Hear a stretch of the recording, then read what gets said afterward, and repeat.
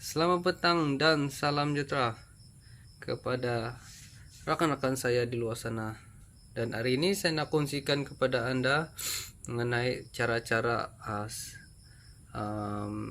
set timing bell Pro 2 Kancil 850. Jadi sebelum tu kita jangan lupa tekan itu subscribe, like, dan share video ini, oke? Jadi tanpa membuang masa kita akan alihkan kamera ini ke depan supaya Anda dapat mengetahui lah cara-cara untuk kita set timing bell Pro 2 Kancil dengan betul, tepat, dan tidak ada masalah selepas kita set timing bell ini. Oke, untuk makluman timing bell ini saya sudah tes ya. Sebenarnya saya sudah tes 2-3 kali dan pusingkan dia, saya sudah tes semua. Jadi apa yang saya nak tunjukkan kepada Anda ini adalah timing yang sangat betul dan tepat. Oke, kita akan alihkan kamera ini ke depan.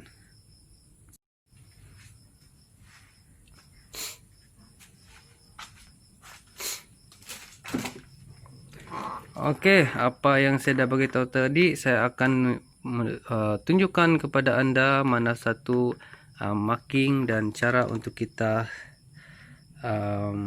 memasang belting dan cara kita marking timing bell ini dengan betul. Oke, jadi saya akan tunjukkan kepada Anda. So di sini apa yang saya dah maklumkan tadi, belting ini saya sudah pasang dan sudah tes 2-3 kali untuk pusing dan tes marking ini betul ataupun tidak. Sebenarnya memang betul, dan inilah yang saya nak kongsikan kepada Anda, sebab marking ini adalah marking yang tepat ya. So di sini saya tunjukkan kepada Anda yaitu di bahagian bawah terdahulu. Sebelum tu kita akan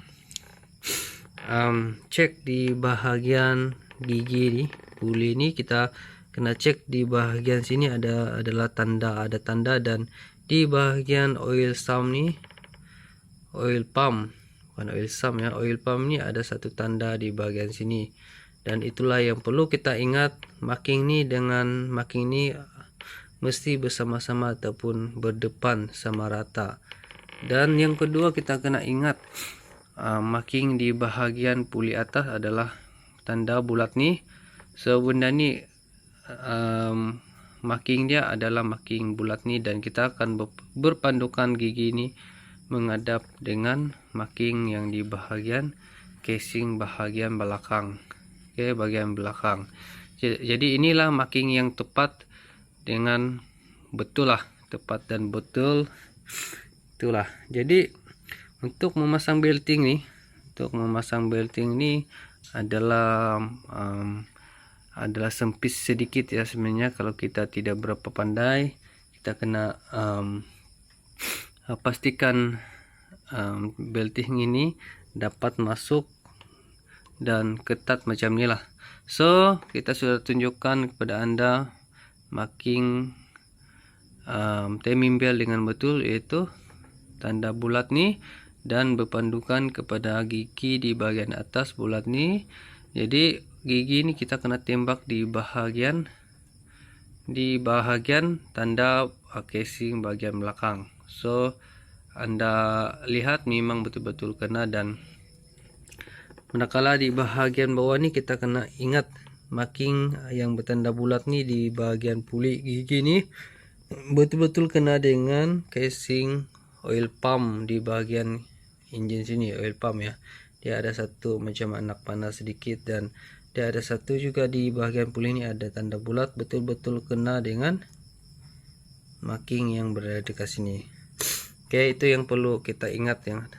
Jadi kita akan tes pusingkan nih supaya Anda percaya dan Anda boleh yakin, ataupun saya nak yakinkan kepada Anda bahwa marking ini betul-betul tepat dan betul ya. So kita akan pusingkan menggunakan skru spana nih, dan saya sudah pasang dia punya skru di bagian sini. Kita akan pusingkan mengikut arah jam, jangan berlawan jam ya. So sekiranya kita sudah pasang betting macam ni, kita tidak boleh memusing dia ke arah lawan jam.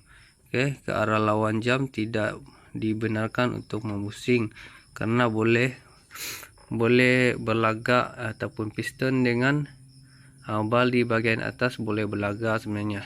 Jadi kita kena pusing mengikut arah jam. Kita akan pusing di bagian sini ya. Kita akan pusing menggunakan spana 19. Kita akan pusing ya. So sekiranya betting ni ataupun marking ni dia berpusing sampai ke di sini, jadi maknanya dia punya marking timing bell ni adalah tepat dan betul. So otomatik piston dengan bal di bagian dalam sini tidak berlagak lah, ataupun tidak berlawan. Jadi kita akan pusingkan. So untuk musuh ini memang ada keras sedikit, dia akan pusing.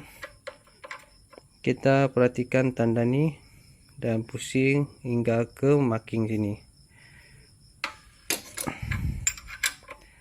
So sekiranya masa kita pusing dia punya timing bell ni, sekiranya ada tersekat, jangan paksa ya, sebab benda tu mesti ada problem ataupun marking yang tidak cun. Jadi kita kena slow musingkan dan jangan sampai ada tersekat ataupun inilah berlagak di bahagian bal sini. Jadi kita perhatikan dia punya marking di sini sudah berada di sini, tadi dekat sini ya. Jadi dia pusing macam tu dan sudah berada dekat sini. Jadi kita akan pusing lagi.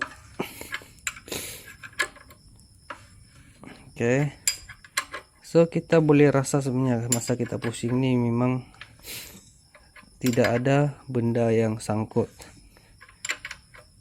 Lama lagi.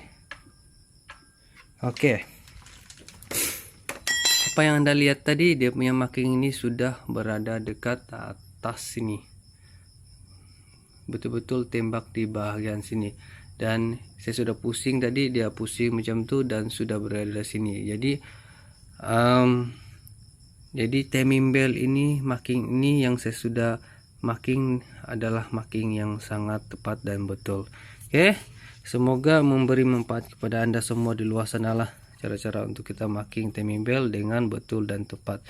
Jangan salah, sebab benda ni boleh merosakkan enjin ataupun boleh memecahkan bal Anda dan juga piston yang berada dekat dalam sana. So jangan lupa tekan itu subscribe, like dan share video ini. Kita berjumpa lagi di lain hari. Sekian dan terima kasih.